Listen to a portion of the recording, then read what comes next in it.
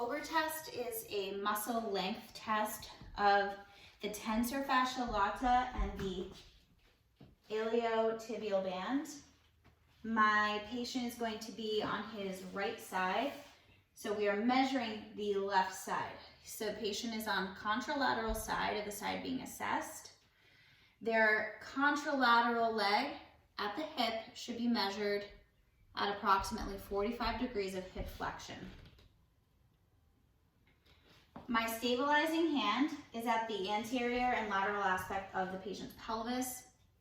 My other hand is going between the lower legs and coming up underneath the medial aspect of their ipsilateral knee. I instruct the patient to relax, and my legs are staggered in a stance that is like a lunge stance so that I can protect my back using good body mechanics.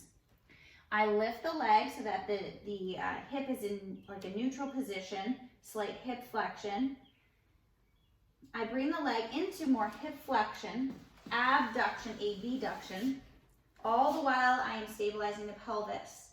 Bring them into hip extension, and at that point, when the hip is no longer flexed, lower the leg to see if the patient can go below horizontal, ensuring they don't go into internal rotation or hip flexion.